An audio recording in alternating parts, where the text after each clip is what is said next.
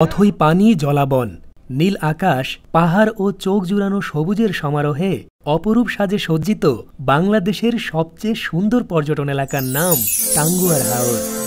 দেশের দ্বিতীয় বৃহত্তম এই মিঠা পানির জলাভূমি এখন পর্যটন আকর্ষণে অদ্বিতীয়। বর্ষার সৌন্দর্যে হাওর বিলাস করতে আমি এখন আছি টাঙ্গুয়ার হাওরে।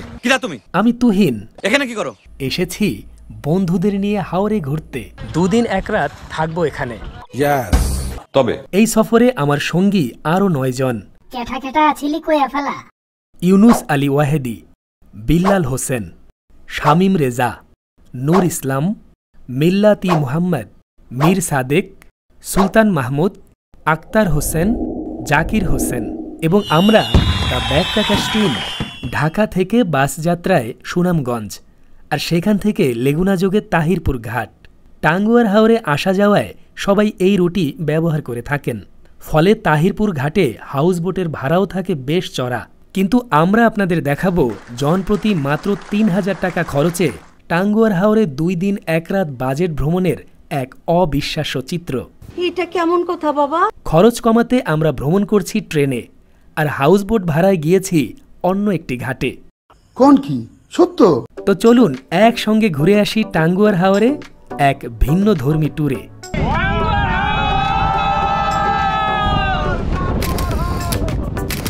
নিজেদের রান্না করা খাবারে উদরপূর্তি করে ড্রেস কই? এবারের ট্যুরের জন্য আমাদের কমন ড্রেস ভাগাভাগি শেষে একটি প্রকাণ্ড দোতলা বাস মাত্র 100 টাকা রিজার্ভ করে সদল বলে চলে এলাম কমলাপুরে।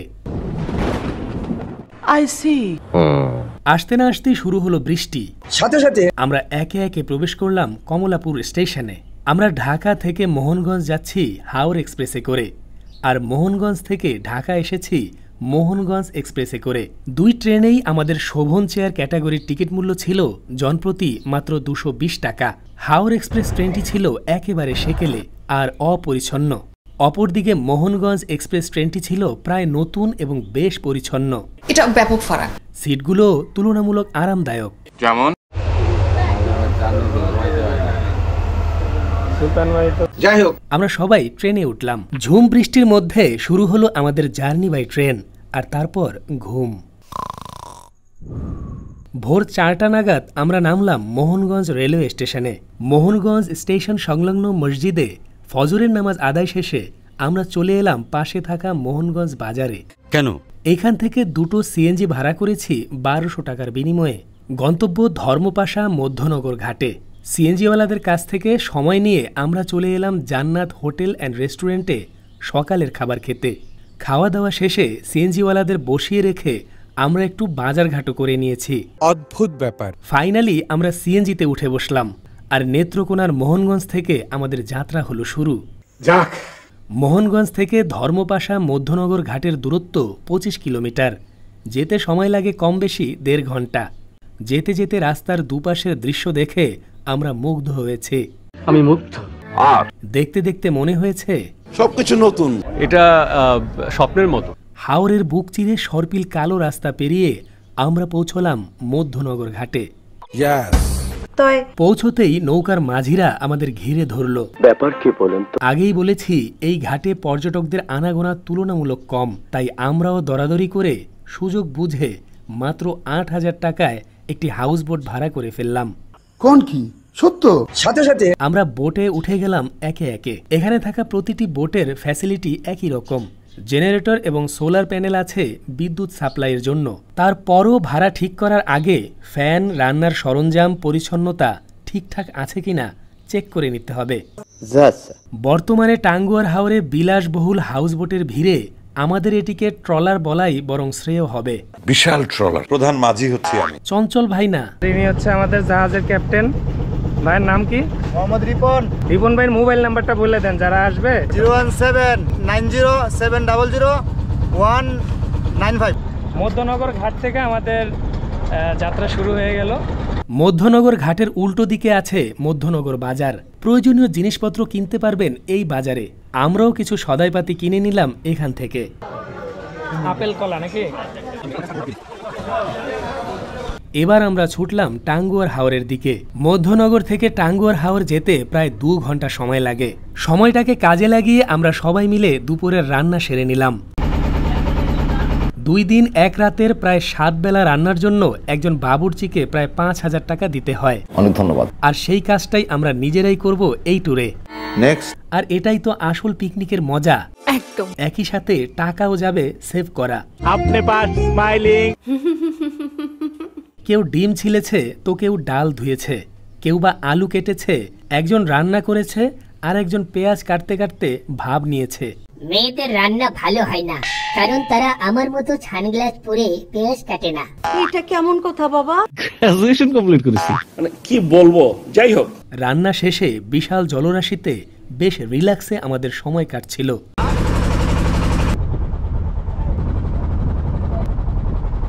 কিন্তু তারপরই আমাদের নৌকা আটকে গেছে এখানে, মানে পানির পরিমাণ খুবই কম, আর তার ভিতরে আবার অনেকে জাল ফেলে রাখছেন, যার কারণে এই আমাদের যে ভাই আছেন উনি এই লগি ফেলে নৌকাকে এখান থেকে সরানোর চেষ্টা করতেছেন। ইঞ্জিন টোটালি বন্ধ করে দিছে। তো এটা একটা সমস্যা। এই সমস্যাটা ভালো সমস্যা। আবহাওয়ার কোনো ঠিক ঠিকানা নেই। এখানে হঠাৎ করে রোদ, আর কিছুক্ষণ পরে আবার মেঘ, তারপরে আবার বৃষ্টি। অদ্ভুত ব্যাপার।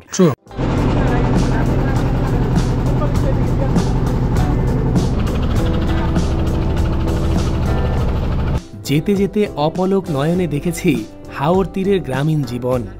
বর্ষার মৌসুমে 6 মাস এই এলাকা পানিতে নিমজ্জিত থাকলেও শুকনো মৌসুমের 6 মাস এখানে থাকে দিগন্ত বিস্তৃত ফসলের মাঠ, রাস্তাঘাট। তখন এখানে এলে চেনাই যাবে না যে এটি পানির নিচে একসময় তলিয়ে ছিল। দেখতে দেখতে আমরা চলে এসেছি টাঙ্গুয়ার হাওরে। এটিই হচ্ছে সেই বিখ্যাত টাঙ্গুয়ার হাওর। সুনামগঞ্জ জেলার ধর্মপাশা ও তাহিরপুর উপজেলা এবং ভারতের মেঘালয় পাহাড়ের পাদদেশে এটি অবস্থিত। মেঘালয় পাহাড় থেকে 30টিরও বেশি ঝর্ণা ও ঝরা এসে মিশেছে এই হাওরে। জীববৈচিত্র্যে সমৃদ্ধ মিঠা পানির এ হাওর বাংলাদেশের দ্বিতীয় রামসার এলাকা। এর মোট আয়তন প্রায় 6,912 একর। তবে এখন বর্ষাকালে সমগ্র হাওরটির আয়তন দাঁড়িয়েছে প্রায় 20,000 একর। শীত বর্ষায় টাঙ্গুয়ার হাওরের সৌন্দর্য দর্শনে এখানে আছে একটি ওয়াচ টাওয়ার ও তৎসংলগ্ন হিজল করজ বন। আর আমরা চলে এলাম ওয়াচ টাওয়ার এলাকাতে।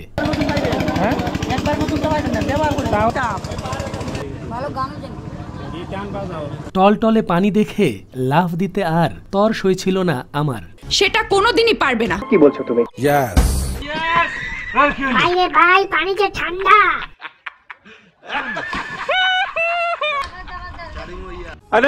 যারা সাঁতার জানে না তারা চাইলে লাইফ জ্যাকেট ভাড়া নিতে পারবে, নৌকায় ঘুরতে পারবে।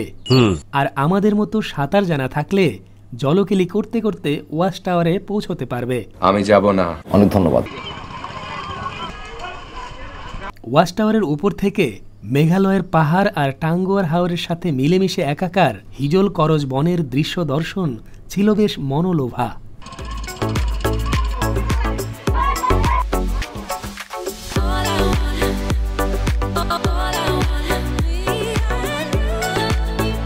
অগভীর জলে দাপাদাপি করে একটি নৌকা ভাড়া নিয়ে গোসল করে এলাম টাঙ্গুয়ার হাওরের মধ্যখানে স্বচ্ছ পানিতে।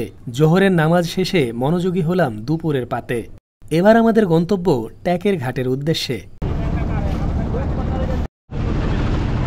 ওখানে কিছু ঘরবাড়ি আমরা দূর থেকে দেখতে পাচ্ছি। এটা হচ্ছে বাংলাদেশ, আর যেখান থেকে পাহাড়টা শুরু হয়েছে ওখান থেকে হচ্ছে ইন্ডিয়া।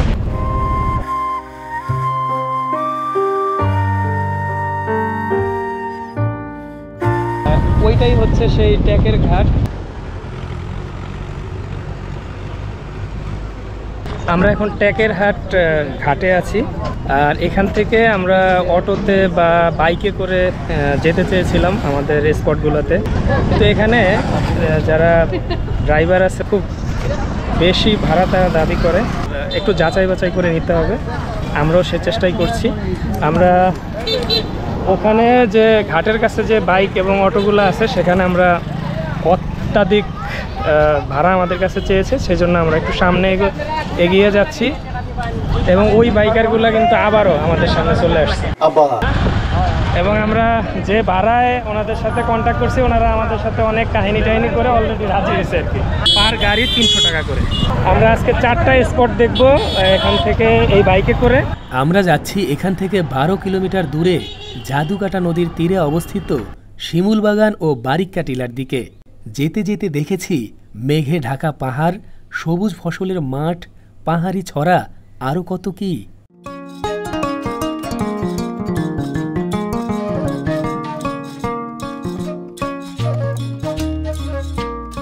আমরা এখন পৌঁছে গেছি জাদুকাটা নদী।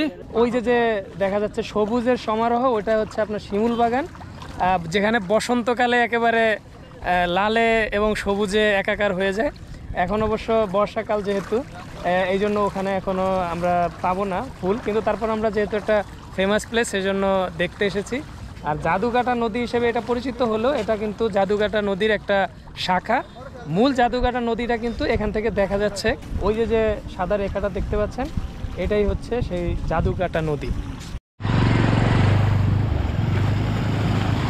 এই যে আমার পাশে হচ্ছে জাদুকাটা নদী, আর আমাদের ঠিক সামনেই হচ্ছে সেই বিখ্যাত শিমুলবাগান। এখানে প্রবেশ মূল্য জনপ্রতি 30 টাকা। জানুয়ারি মাসের 10 তারিখ হতে ফেব্রুয়ারি মাসের 10 তারিখ এই সময়ে আসলে দেখা যাবে শিমুলবাগানের আসল সৌন্দর্য।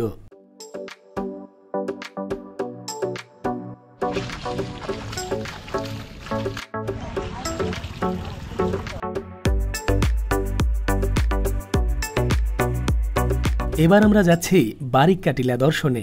আমরা এখন পাহাড়ি ঢাল বেয়ে উঠতেছি, আর এই জায়গাটার নাম হচ্ছে বারিক্কা টিলা। ভারত বাংলাদেশ এই অঞ্চল দিয়ে যেভাবে ভাগ হয়েছে, সমস্ত পাহাড়গুলা ভারতের পড়েছে, আর আমাদের সমতল ভূমি রেড ক্লিফের মনের বুলে এই একটা পাহাড় আমরা পেয়েছি, এবং এটার নাম হচ্ছে বারিক্কা টিলা। তো চলেন বারিক্কার সাথে আপনাদের দেখা করে দিই। এই এলাকায় বেড়াতে এলে সব সময় সমতল থেকে অন্য দেশের পাহাড়ের সৌন্দর্য দেখতে হবে। শুধুমাত্র এই একটি স্পট যেখানে পাহাড় থেকে পাহাড় ও নিচে বয়ে চলা নদীর সৌন্দর্য উপভোগ করা যাবে। টিলার চূড়ায় উঠে গেলাম ঘোড়ার পিঠে। অশ্বারোহণ করে আমার ভাব গেল বেড়ে। এপারে বাংলা, ওপারে গারো আর জয়ন্তিয়া, মাঝখানে জাদুকাটা ওই বয়ে চলে যায়। এখানে ছবি তোলা নিষেধ বলা হয়েছে, তারপরও লোকজন তুলতাছে। আর আমরা ছুটলাম পরবর্তী গন্তব্যে। বারিক্কা টিলা থেকে খাড়া ঢালু রাস্তায় নামার সময়টা এত দ্রুত ছিল যে চোখ বন্ধ করে ফেলেছিলাম। পাহাড়ি পথ পেরিয়ে আমরা চলে এলাম সাদা পাথরের স্পটে। তারপর চলে এলাম ভারত বাংলাদেশ জিরো লাইন এলাকাতে। 10 কদম এগোলেই ভারতের এলাকা শুরু এখান থেকে। দলছুট হয়ে এই দুটি স্পট বেশি দেখার কারণে অন্যরা আমাকে আর সাদেক ভাইকে ভাবছে বেঈমানের বেঈমান। আফসোস। যাই হোক, সন্ধ্যায় চলে এলাম বড়ছড়া জয় বাংলা বাজারে রাজহাঁস কিনতে। হাওরে এসেছি, আর এখানকার হাঁস খাবো না তা কি হয়। প্রায় 5.5 কেজি ওজনের দুটো রাজহাঁস কিনলাম মাত্র 2200 টাকায়। ভালো ইন্ডিয়ান পণ্য পাওয়া যায় এরকম বেশ কিছু দোকান আছে এ বাজারে। বোটে ফিরে মাঝির সহযোগিতা নিলাম হাঁস কাটার জন্য, আর আমরা লেগে গেলাম রন্ধন সামগ্রী গোছানোর কাজে। আক্তার ভাইয়ের জাদু মাখা রেসিপিতে, শামীম ভাইয়ের তত্ত্বাবধানে হাঁস রান্না হয়ে গেলে সবাই মনোযোগী হলাম ডিনারে। কিসের কাশ্মীর আর কিসের পেহেলগাম ভাই, চলে আসেন আমাদের এই টাঙ্গুয়ার হাওরে। কেন রাতের বেলা কিন্তু কোনটা ডাল লেক আর কোনটা টাঙ্গুয়ার হাওর এটা আপনি আলাদা করতে পারবেন না। কি বলছো তুমি? হ্যাঁ, দেখেন এখানে আপনারও দেখানোর দরকার নাই। সারি সারি হাউস বোটগুলো এখানে দেখা যাচ্ছে। এখানে বেশিরভাগ হাউস বোটে ফ্যামিলি সহ ট্যুর গ্রুপ আছে। নিরাপত্তার জন্য তারা পারে রয়েছে। তবে আমরা ব্যাচেলর গ্রুপ হওয়ায় হাওরের মাঝেই নোঙর করেছি। ফলে খোলা হাওরে তাজা বাতাসে জম্পেশ একটা ঘুম দিলাম। রাত শেষ হলো কিভাবে কে জানে। ফুরফুরে সবাই পরের দিনটা শুরু করলাম গরম চায়ের সাথে। দেখা হয়ে গেল কয়েকজন স্থানীয় শ্রমিকের সাথে। কালা মাটি, এই মাটির থেকে কয়লা পাওয়া যায়। সারাদিনই করেন নাকি? না মামা, 2 থেকে 2.5 ঘন্টা সময়। সত্যি কথা বলতে কি এইখানে প্রশাসন আছে তো? নেই। আছে? নেই। সদল বলে পদভ্রজে এবার আমরা যাচ্ছি বোট ঘাটের পাশেই অবস্থিত নীলাদ্রি লেক দর্শনে। আমার ঠিক বাঁ পাশে হচ্ছে বিখ্যাত নীলাদ্রি লেক, বাংলাদেশের অপরূপ সৌন্দর্যমণ্ডিত একটি জায়গা। তার গা ঘেঁষেই আছে কিন্তু মেঘালয়ের পাহাড়, এবং আমার বাঁ পাশে আছে টাঙ্গুয়ার হাওর।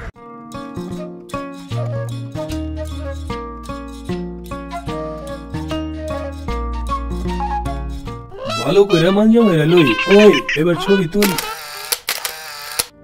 নীলাদ্রি লেক কেন এত বিখ্যাত তা এর সৌন্দর্য দেখে সহজেই অনুমেয়।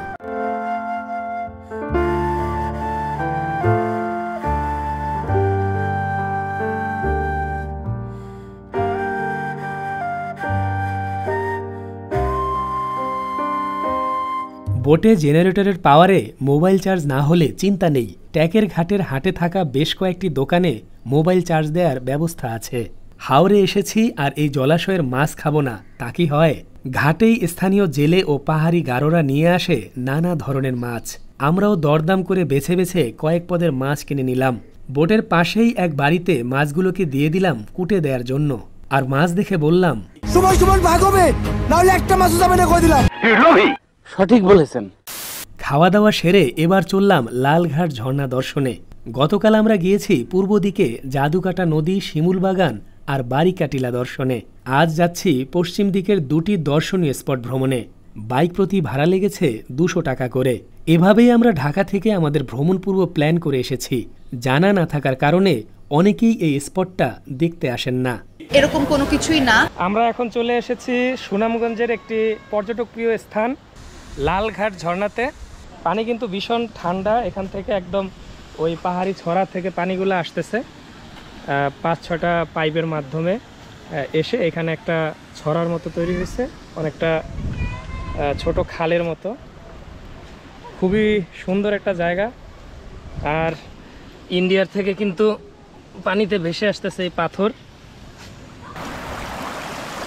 অদ্ভুত এবং অসাধারণ সুন্দর এই ঝর্ণা।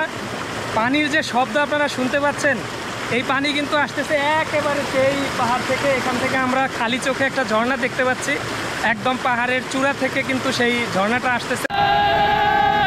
সত্যি বেশ মন কাড়া ছিল এই লালঘাট ঝর্ণা। আমরা যাচ্ছি আমাদের পরবর্তী স্পটে। আমরা এখন চলে এসেছি লাকমাছড়া ঝর্ণাতে, সুনামগঞ্জের একটি অন্যতম সৌন্দর্যমণ্ডিত প্রাকৃতিক পর্যটকপ্রিয় স্থান। তো এই স্পটটাও কিন্তু একদম মেঘালয়ের কোল ঘেঁষে সীমান্ত রেখার পাশেই। সত্যি কথা বলতে কি এখানে আমরা গোসল করব, এজন্যই সকালে মাথায় গামছা বেঁধে বেরিয়েছি। মেঘালয় পাহাড় থেকে কলকল রবে বিরতিহীনভাবে বয়ে চলেছে অশান্ত অথচ স্নিগ্ধ জলধারা দেশ থেকে দেশান্তরে। আমরাও এখানে জলকেলি করেছি প্রাণ ভরে। মানে এত স্রোত যে থাকাই যাচ্ছে না। আমি অনেক চেষ্টা করতেছি পাথর টাথর ধরে থাকার জন্য, সেটা কোনোদিনই পারবে না। শরীরটা এলিয়ে দিতে চাই, খুবই স্রোত। ও ওয়াও, এবার যাও। আমি যাব না। আর সব শেষে আমরা ফিরে চললাম আপন নীরে। তো বন্ধুরা, এই ছিল আমাদের আজকের পর্ব। এবার যাও। ঠিক আছে, দেখা হবে পরবর্তী পর্বে নতুন কোনো স্থানে। আর ততক্ষণ পর্যন্ত আপনি ভালো থাকুন, খুব ভালো। আল্লাহ হাফেজ।